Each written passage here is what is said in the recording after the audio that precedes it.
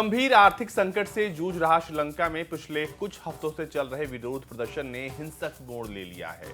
जी हां, श्रीलंका में मौजूद संकट पर भारत ने भी अब रिएक्शन दिया है। विदेश मंत्रालय के प्रवक्ता अरिंदम बागची ने भारत की पड़ोसी पहले की नीति का जिक्र करते हुए कहा है कि श्रीलंका के साथ भारत के ऐतिहासिक संबंध रहे हैं। एक पड़ोसी के तौर पर हम श्रीलंका में लोकतंत्र, स्थायित्व और आर्थिक बहाली का पूरी तरह से समर्थन करते हैं और इसमें हम उसकी सहायता करते रहेंगे। विदेश मंत्रालय के प्रवक्ता अरिंदम बागची ने कहा है कि पड़ोसी देशों को प्राथमिकता देने की अपनी नीति के मद्देनजर भारत ने श्रीलंका को मौजूदा संकट से निपटने के लिए साल 2022 में अब तक 3.5 अरब डॉलर की मदद दी है। जरूरी चीजों की किल्लत दूर करने के लिए भारत की ओर से काफी सहायता दी गई है।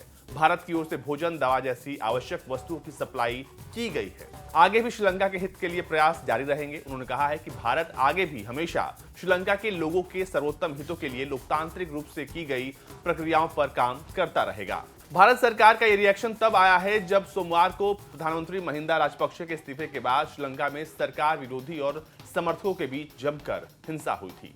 12 सांसदों के घरों को आग के हवाले कर दिया गया था। हिंसा में अब तक कम से कम 8 लोगों की मौत की खबर है और 200 से ज्यादा लोग घायल हो चुके हैं।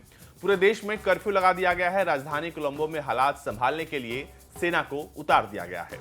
महिंदा राजपक्षे ने अपने इस्तीफे में कहा था कि वो सर्वदलीय अंतरिम सरकार के गठन का रास्ता साफ करने के लिए प्रधानमंत्री पद छोड़ रहे हैं।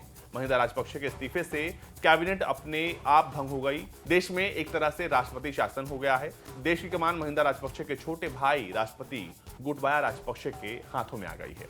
आपको बता दें कि इस वक्त श्रीलंका में बहुत बड़ा भूचाल मचा हुआ है। वहां पर आर्थिक संकट की वजह से लगातार लोगों के लिए मुश्किलें खड़ी हो रही हैं। साल 1948 में ब्रिटेन से आजादी मिलने के बाद श्रीलंका अब तक के सबसे गंभीर आर्थिक संकट के दौर से गुजर रहा है। ये संकट मुख्य रूप से विदेशी मुद्रा की कमी के कारण पैदा हुआ है, जिसका अर्थ है कि देश मुख्य खाद्य पदार्थों और ईंधन के आयातों के लिए भुगतान नहीं कर पा रहा है।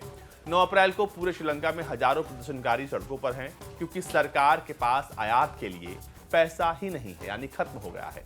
आवश्यक वस्तुओं की कीमतें आसमान छू रही हैं और लोगों के थाली से खाना धीरे धीरे गायब हो रहा है। ऐसे में इस वक्त श्रीलंका के साथ भारत खड़ा है और भारत अपनी इस बात को दोहरा रहा है कि श्रीलंका के हित के लिए भारत उसको मदद देना जारी रखेगा और उसकी मदद हर कीमत पर भारत करता रहेगा।